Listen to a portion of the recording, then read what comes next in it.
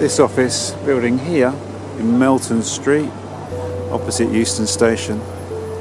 This is one of the buildings that's going to be demolished for the building of HS2, High Speed 2. And I guess this street here, behind it, Euston Street, must also be scheduled for demolition as well. These streets behind the mainline stations, this side of Euston Road, you've got Euston Station here and St. Pancras and King's Cross. They tend to kind of be places that you just kind of pass through, that get ignored and overlooked, that people don't really think about much. They've got a very distinctive character. So I'm going to take a little walk around these streets here. I mean, these ones here particularly are under threat. Actually, the whole landscape between here and King's Cross is going through enormous change. And we'll go through Somerstown, an area called Somerstown. Should be an interesting walk. I do really like around here. You can already see the builders have moved in. This row of Victorian houses. That's one of the best pubs in London, the Bree Louise. Hopefully that's not under threat. James Bone writes about this area in his book The London Perambulator. There's a chapter called North of Euston. And he talks about the kind of debatable landscape, this sort of mixture of hotels and boarding houses and I suppose what then would have been light industrial kind of units.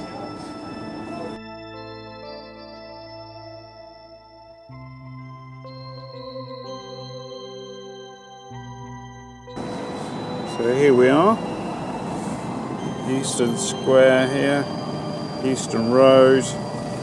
I'm currently in North Gower Street.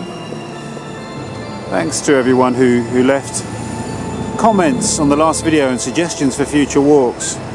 I think it was His Lordship who recommended walking down Drummond Street and looking at the changes happening as a result of HS2. This has always been a fascinating street.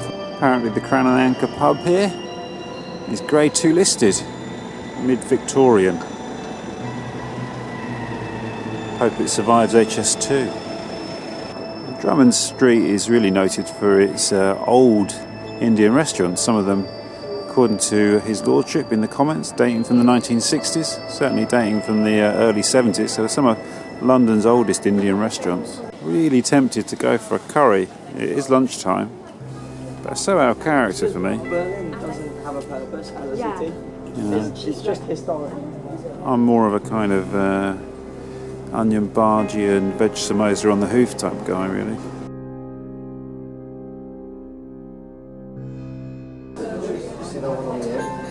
Yeah, I couldn't resist it in the end.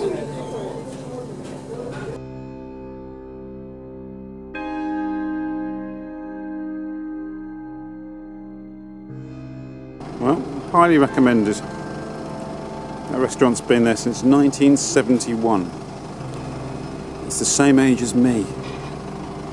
You hope those looming towers at the end of Drummond Street aren't a foreshadow of what's about to fill in the gap between there and Euston Station.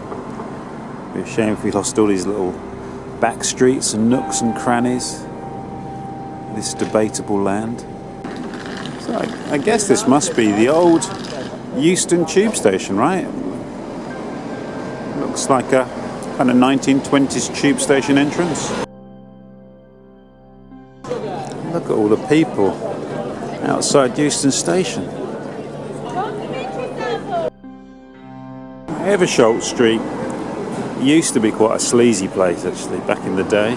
Well, back in the day, not that long ago. They kind of try to clean it up a bit. Although there is a lap dancing club here. The name there, Doric Way, is a reference to the old Doric Arch. It used to stand as the grand entrance to Euston Station before it got, I think it got smashed to pieces, didn't it, when they did the redevelopment in the 60s? A real act of kind of vandalism, that was.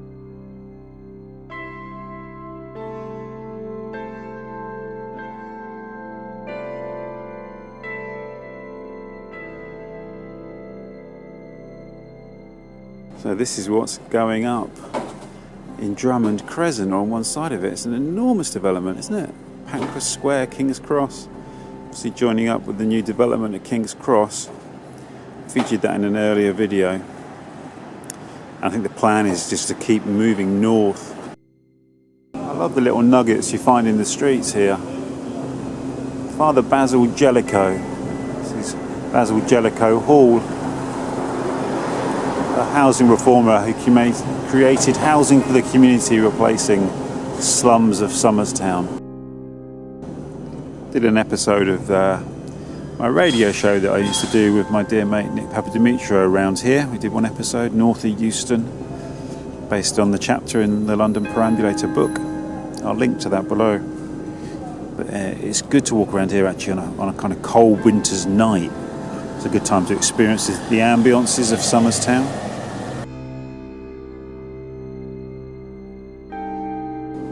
This is a great old passageway, isn't it? Gives hints to the nature of this area and its historic past. So this is one of the most famous buildings in Somerstown, the Somerstown Coffee House.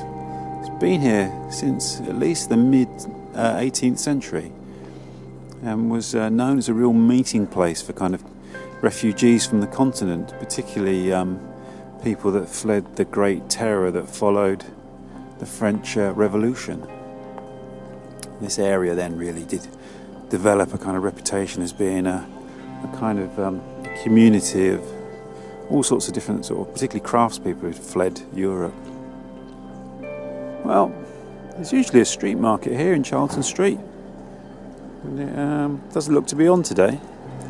Luckily, I did shoot some footage around here back in January. So we'll pop that in here now.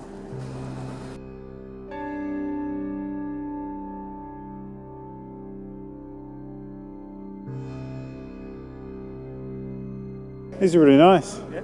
How much are these? Are they throws? Are they sort of like for throwing over the back of it? For shawl. Oh, it's for shawl for wearing. Oh, right. So yeah.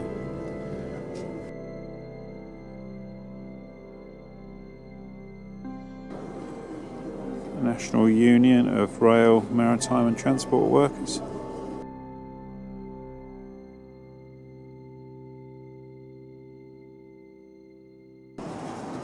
50p. There's got to be something in here for me, isn't there?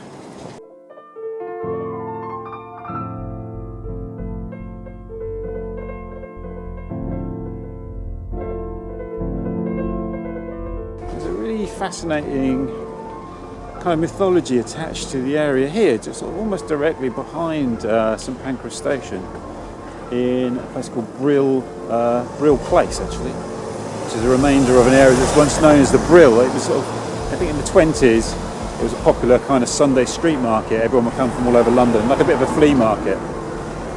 But it has a more interesting past than that.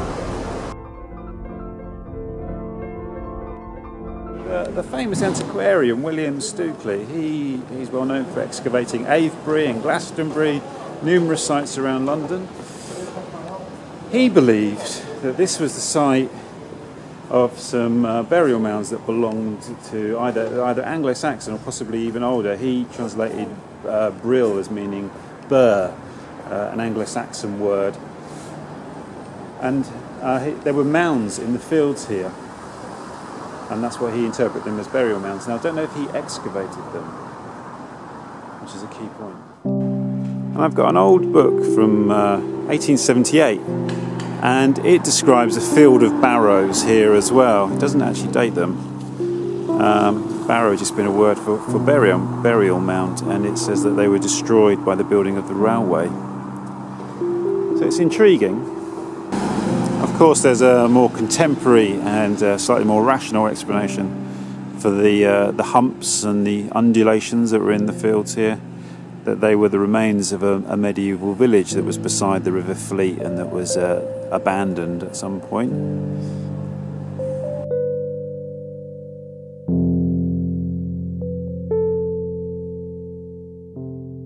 Ossulstone Street here, which is named after the 100, the Ossulstone 100, the old unit, ancient unit of administration.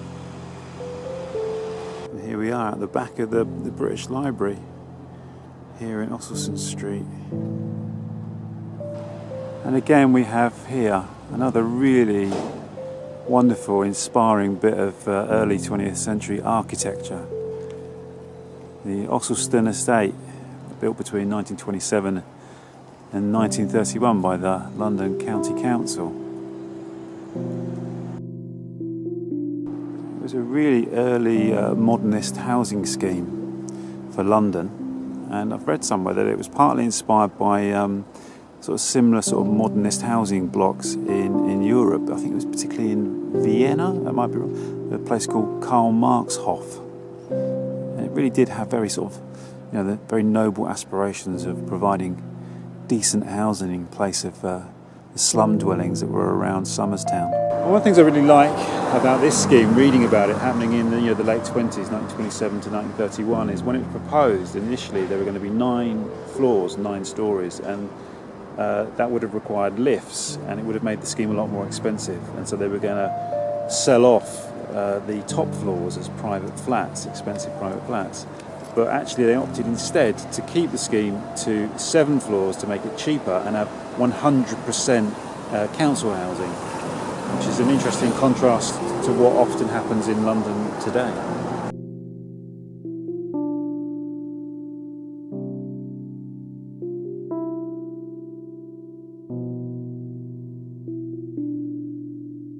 At this point I could easily just walk around the back of the British Library here and then go up to St. Pancras Old Church. That feels like it belongs in a different video. I don't know why. Although I always used to sort of incorporate it into walks around this area. But I'm going to save it for another day. It doesn't feel like it belongs as part of this. Maybe we'll do a walk along the River Fleet. A bit obvious, but still a really good walk. Thank you for all the wonderful comments. All those great suggestions for walks in the last video. I've made a list of those and I'm going to work my way through them. So I look forward to seeing you on the next wander, wherever that may be.